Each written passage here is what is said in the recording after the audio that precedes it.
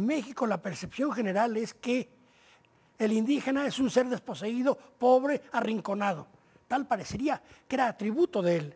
Siendo nuestro país, ya lo decía Humboldt en 1803, el país de las desigualdades, y dice Humboldt, son espantosas, yo diría que coincidiendo con Víctor de la Cruz, justamente en eso sufren particularmente los pueblos indígenas. Ellos se encuentran marginados. Es increíble, a pesar de todas las luchas. Sin embargo, yo veo una luz de esperanza. Si no hubiera esperanza, pues no estaríamos aquí. ¿Cuál?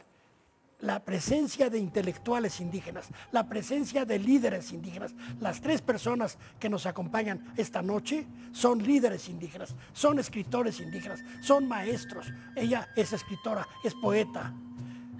Los dos, Natalio e Irma, han sido directores de la Casa de Escritores en Lenguas Indígenas. Víctor de la Cruz ha luchado por todas las formas posibles. Y yo creo que el hecho de que estos intelectuales se estén expresando aquí en náhuatl o en zapoteco está demostrando que creen en la vitalidad de sus lenguas. Esa es la esperanza que yo veo. Yo soy pesimista y optimista. Pesimista por un lado porque percibo que el indigenismo paternalista del siglo XX no ha muerto. Yo creo que en los últimos 10 años ha vuelto con mucha claridad el paternalismo en el sistema político mexicano, en el Estado-nación que tenemos. Y esto se manifiesta, por ejemplo, en la dirección de las instituciones. Veamos lo que pasa en el INE, que hoy es CDI, Comisión Nacional para el Desarrollo de los Pueblos Indígenas. Veamos lo que pasa en culturas populares. Veamos lo que pasa en el INALI, veamos en la Cámara de Diputados, veamos en las cámaras de diputados locales en los estados.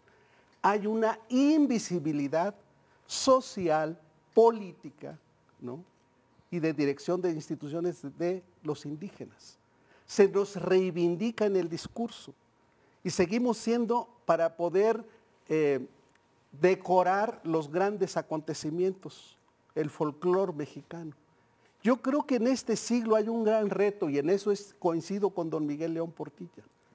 Yo creo que el movimiento indígena de finales del siglo pasado está trascendiendo a un nuevo movimiento indígena que puede ser capaz de confrontar los proyectos de nación desde la visión indígena con la visión que tienen los no indígenas, los mestizos, los políticos, los criollos que ha mencionado Víctor de la Cruz, y realmente trabajar por un proyecto de nación incluyente, ¿sí? Que sea una verdadera nación multicultural y multilingüe. Lo cierto es que el mestizaje del que habló Vasconcelos y que predominó la visión mestiza en el siglo XX, ¿sí? Tampoco ha muerto. No hemos trascendido a un reconocimiento más allá del discurso académico, político, ideológico, esta idea que tenemos de nación, que creo yo que compartimos por parte de todos los mexicanos, de una nación verdaderamente democrática, verdaderamente multicultural, verdaderamente multilingüe, en donde instituciones como el INALI no trabaje para los indígenas, que trabaje para toda la sociedad mexicana, en donde se hable zapoteco, todos nos sintamos orgullosos de hablar zapoteco, español, inglés, francés, alemán, las lenguas que queramos. En donde se hable purépecha, todos hablemos purépecha. En donde se hable tarahumara, todos en el estado que hablen tarahumara. Esto no está siendo posible, porque el INALI tiene una visión muy sesgada hacia los pueblos indígenas, cuando el racismo y la discriminación se reproduce en la sociedad mestiza y en la sociedad nacional. Y esto lo podemos llevar a otros ámbitos, en el ámbito de la cultura, en el ámbito de la política, en el ámbito de la academia. Yo veo todavía las universidades con un pensamiento muy criollo, como lo dijo alguna vez Víctor de la Cruz en la UNAM, cuando fue a dar una conferencia, ¿sí? Y dijo, sigo percibiendo, eso lo dijo hace 15 años, todavía no existía el programa México Nación Multicultural de la UNAM, hoy existe desde hace 6 años, y dijo, me da gusto regresar a la Universidad Nacional Autónoma de México, mi universidad, pero me desalienta, me entristece ver que prevalece un pensamiento académico criollo en las universidades y en la propia UNAM. Pues esto nos llevaría entonces a otra pregunta, ¿no? ¿Cómo caminar hacia esa reivindicación de las naciones indígenas? ¿Cómo caminar a una valorización, a un aprecio de los pueblos originarios? Se ha dicho que en las leyes no está funcionando porque a pesar de reformas constitucionales, a pesar de leyes en materia de derecho, cultura, lenguas indígenas, estas no se aplican, estas parecen letra muerta.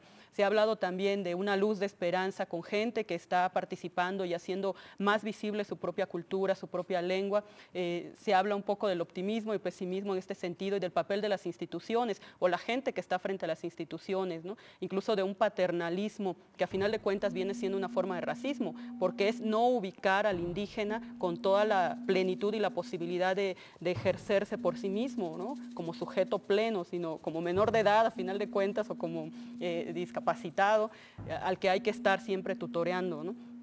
Entonces, la pregunta es ¿cómo caminar? ¿Cómo caminar, cómo avanzar hacia una participación más plena del indígena como sujeto de derecho, como sujeto pleno de sus manifestaciones, como activista de su lengua, de su cultura, y que nos lleve a un aprecio general de la sociedad? El maestro Natalio comentaba, ¿no?, que una forma puede ser que estas instituciones que están trabajando con población indígena trabajen para la población general. ¿Podría ser así? ¿O al final de cuentas también siguen teniendo más ventajas los mestizos? ¿Y qué ocurre con la población indígena, ¿no? Yo quisiera hacer nada más una salvedad. Entre las personas que nos están viendo u oyendo, habrá algunas que digan, bueno, ¿y por qué vamos a hacer excepciones con los indígenas que no son mexicanos? Hay gente que piensa así, muchos abogados, tú eres abogado. Yo he tenido que decirles, es que hay identidades diferentes. Vamos a ver un ejemplo, Suiza. Suiza tiene gente de origen germánico, de origen francés, de origen italiano y de origen romanche. Es un país pluricultural y plurilingüístico y todos tienen los mismos derechos. Suiza no se deshace. México no se va a deshacer si se reconoce la autonomía de los pueblos indígenas. Los pueblos indígenas son mexicanos, que yo sepa ninguno ha dicho que se quiera independizar. Ya bastó con la independencia de Hidalgo, ¿verdad? Entonces ellos lo que quieren es participar. Y participar quiere decir tener un lugar en la política del país, tener un lugar en la economía del país, tener un lugar en la cultura del país. Ellos enriquecen a México. Lo que pasa es que se les han puesto una serie de obstáculos que impiden su participación. Yo quisiera oír un poco la opinión de ustedes sobre esto también. No basta con interpretar al mundo, hay que transformarlo. Todo lo que yo pienso es que no basta con discutir México aquí, hay que rescatarlo de las manos de quienes se han apoderado del país hasta el punto de casi de desintegrarlos. Tenemos que felicitarnos por ese paso pequeño de dejar de ser súbditos del rey de España para ser ciudadanos mexicanos, de la República Mexicana, de una república federada.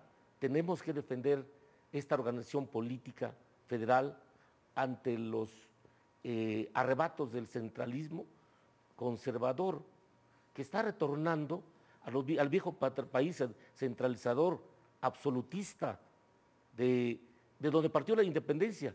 Curiosamente, los criollos cuando iniciaron los gritos de independencia no pretendían la independencia de México. Ellos querían restaurar el poder que Napoleón Bonaparte había arrebatado a Fernando VII. Los primeros gritos fueron ¡viva Fernando VII! No gritaron ¡viva la independencia! Creo que la corrección política del movimiento se inició después de Hidalgo Morelos, cuando ya se buscó la idea de una América septentrional, creo, pensaba José María López Pavón. Entonces, la idea es, pues, tenemos que rescatar a México, no solamente discutirlo. Gashanu, Gijidi, Kani Notaguna, Nekundujela. Grieta no Gijidi Luna, Kabiniguzuluni. Tenemos que regresar a esta nación, al Estado mexicano, a manos de quienes la iniciaron. México no se inicia con la independencia. México se inicia con los primeros pobladores que se asentaron en las tierras mesoamericanas. Si si quiere chivo quizá acá ni mawa acá la. Gudin de bini biu bini. Gushani luna ka ni utagunake.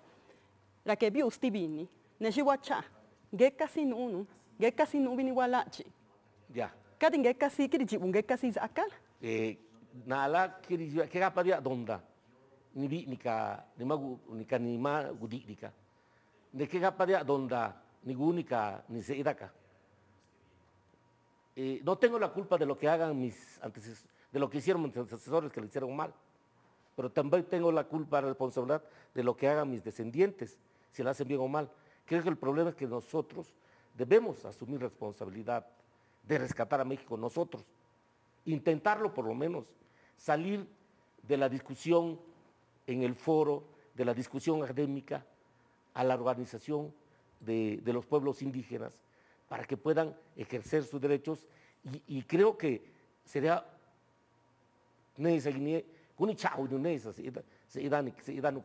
enderezar el rumbo de México, porque México va mal y por eso estamos en la situación crítica en que vivimos actual.